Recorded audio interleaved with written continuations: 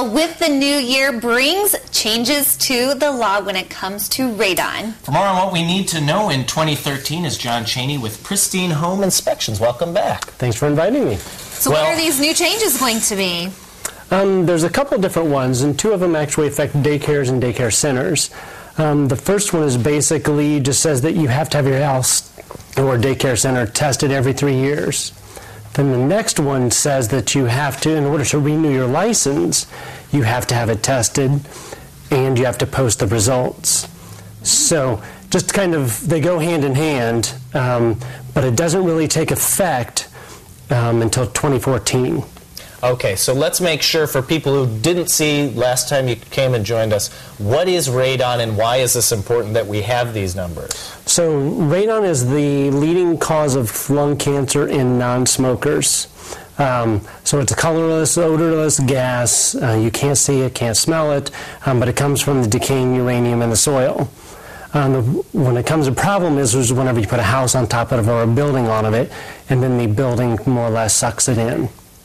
But the good news is we can test for it, right? Yes. And we can get it gone, or correct. Get rid of we can mitigate it, yes, correct. Yes. So they recommend that you mitigate at 4.0, which is picograms per liter. So there is a means to get rid of it. I've never had a building or a house that you could not get rid of it. So the highest that we've ever found is 63 around here that I know of. The numbers are pretty high, I remember from last time, around Central Illinois, right? Correct. The majority of the homes are high in radon. So we want to get tested. Let's talk a little bit about some testing options and solutions here. Okay. Most of the people do short-term tests, which is anything less than 90 days. The ones that we use are the most sophisticated available. They run up to 5.5 days, but it's going to test your relative humidity, barometric pressure, along with the radon, and we'll give you hourly results so you can kind of see what the normal diurnal cycle is. Now, what if you are looking to buy a home? Can you test for that before you purchase, or? Most of the time it is. Whenever you do the contract, you can make a contingent on a home inspection, and you can make a contingent on a radon test as well. And so I went out today and I saw some evidence of how you guys sort of treat the radon problem, right? Explain Yes. to us kind of what I saw. So I think the video that you showed me was on a slab house, which would be the same as a basement. And what that's going to be is that is the manometer, which shows you that the radon fan is actually pulling the gas out. If it's level, then you know that the fan has stopped working if it goes back to 0. Oh, so if those two red things were level, that would be bad. Correct. Okay. Correct. That would mean that the fan is not pulling any air anymore. So, I mean, it could be a bad fan, it's hard to say. But what it is in that particular instance, is a 3-inch pipe that goes into the concrete, and it puts a fan on it, goes above the roof, so it's pulling the gas from underneath the house before it has the opportunity to come in. Okay. How hard is it to install these?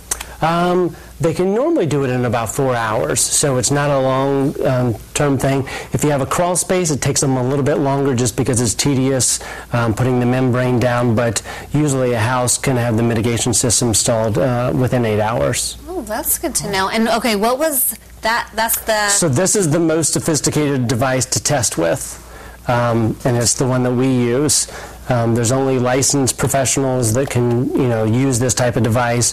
The other common one you would find would be at the hardware stores, which is activated charcoal.